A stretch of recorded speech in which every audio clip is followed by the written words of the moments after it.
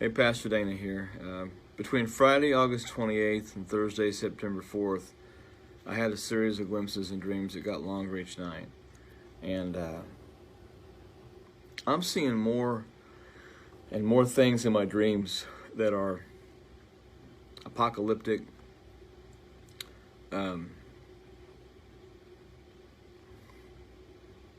frightening. I don't share these dreams to cause people to have fear.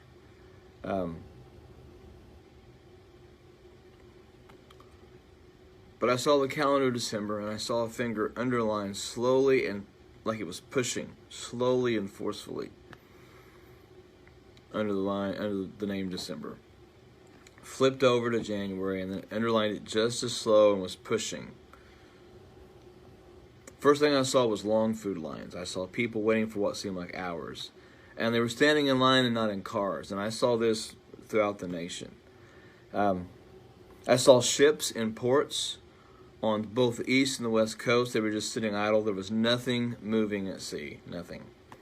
And I saw a headline that said, "The Baltic Dry Index is dead." It said that nothing was moving in trade around the world. And one thing I noted, there were no Christmas lights. This was December. There were no holiday displays. There were no sales mentioned. No Christmas lights, no Christmas displays, no Santa Claus, no Easter, no Christmas type things going on at all. It was a great sadness over the land. And people seemed very dazed and they seemed very confused. But there were Christians who stood out because they had faith, they had hope in Christ. And they looked like burning charcoal. And they were carrying torches wherever they went. And a lot of people rejected their approach, but they kept their faith. They didn't back down from telling people about Jesus. And they kept telling people that they desperately need Jesus at that moment. It was, you need Jesus now. You need Jesus now. You need Jesus now. Don't wait. You don't have tomorrow. You need Jesus now. And a lot of it was rejected, but there were some that were coming and surrendering and praying and being saved in the dream. Saw what looked like shopping malls that had been converted into shelters or living quarters. So it reminded me of Hurricane Katrina when it came through, and the football stadium. The businesses in those malls were shuttered, but I saw people on cots, and I saw food outreach things going on. I saw people who were misplaced. This was not like a homeless shelter. This was like something had happened and people were in shelters.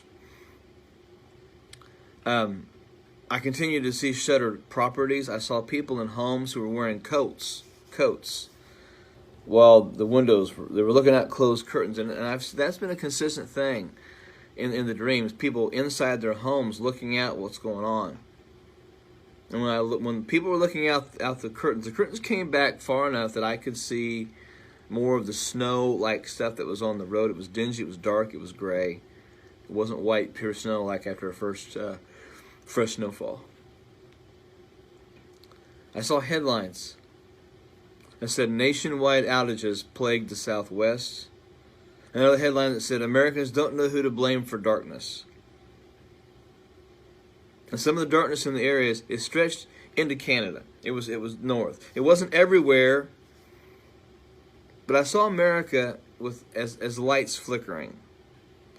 And it was like I saw the whole contour outline of the United States of America, including Alaska and Hawaii.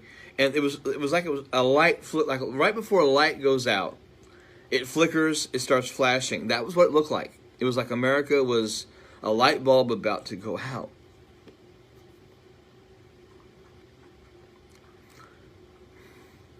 I saw vultures. Food hanging out of their mouth. These vultures were heavy. A word I don't like to use is the word fat, but these vultures were fat. And they had rotting food hanging out of their mouths. I saw depression as a figure, as a creature. And it had a face mask on with a smile, but it was choking people and pushing them down to the ground. And then I saw the St. Louis Arch, and I saw people standing under the St. Louis Arch in very, very expensive business suits. All of them had very expensive watches, and at their feet were these briefcases, larger than briefcases, almost like it reminded me of like a nuclear suitcase, a nuclear briefcase that they talked about in the 80s. And suddenly all of their alarms went off at the same time, and they hit them, and they grabbed the briefcase, and they got into these black SUVs. And of course, the Mississippi River goes right through there. It divides the country. And I saw them get in the black SUVs, and they went east, and they were going all over the place. Each of them had a Wall Street Journal newspaper under their arms, and they had heavily tinted sunglasses. And the next headlines that I read were about market crashes, about yields being lost. And one of the headlines declared sympathy for the swastika. I saw tired crowds. I saw tired people. I saw many who had lost the resolve to fight due to the emotional overcast of the nation. And I heard Christians, that group of Christians that was going around with hope, I heard them saying that they remember what Jesus had said about the winter and having to flee in winter. But they kept encouraging one another in faith. I saw lights all over the country. I knew these lights were churches, whether they were churches like we think of today, or whether they were house churches. And I felt in my spirit, did not hear this, but felt as I was watching this, that these churches were keeping warmth and hope in their communities. That white figure rose up out of one of those lights. And he said, brace yourself, brace yourself on the word and my promises, and do not rely on your own strength. Every one of the dreams have had a little bit different caliber to them. This one left me more unsettled. I see them in glimpses. It's like a movie trailer. See a little bit one night, a little bit more the next night. More details are added. But the scenes of people in the shelters, the food lines, the Baltic Dry Index being dead really stood out to me. And those things are heavy in my mind. And look, I'm not going to try to interpret these dreams. I feel that as a watchman, I'm just supposed to share them. I think some of what's gonna happen is obvious. I'm continuing to see more and more of the things that I have seen in dreams are happening and coming to pass. I'm not trying to justify what I'm saying or my dreams. I just believe the Lord showed me things to warn the church. And look, if you're not prepared, if you don't have some of the food and things like that, you might be in trouble with that. The first video I talked about, this was my own personal opinion. I talked about getting guns and ammunition. That wasn't to go all Rambo-like on people. It was to be able to shoot animals or for food.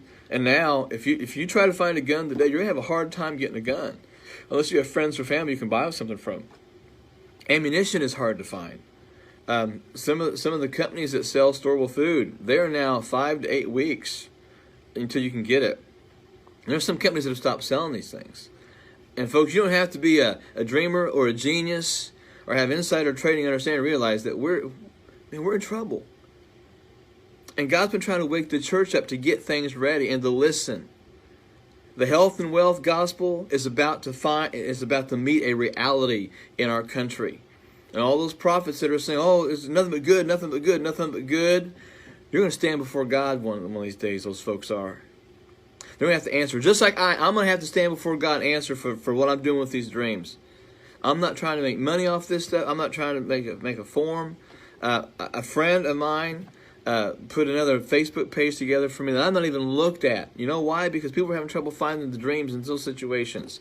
My Facebook page has exploded. I can't even get through my own Facebook page on a daily basis. He also set up an Instagram account because so many people are trying to make contact with me through Instagram. I don't have an account. And we're trying to get the messages out, and that's the reason for this. It's not about me getting a big head, because I still pastor my church. I still live in the same house. I still drive the same car. I'm not making major changes because of all this stuff with the dreams, but I am trying to warn the church. Things are coming. And pastors and prophets, you're telling your people it's going to be okay. I fear for you. I fear for you. So please, folks, pray aggressively, pray specifically, pray strategically. Say, Lord, what should I do for my family? And get on it. Get on it, get on it, get on it. I've been saying this since June. I'm going to keep saying what the Lord shows me, keep sharing the dreams the Lord shares me, but I can't make you do anything. I know what I've done for me and what I continue to do for me and my family. But folks, don't ignore the warnings. That's all I'm going to say.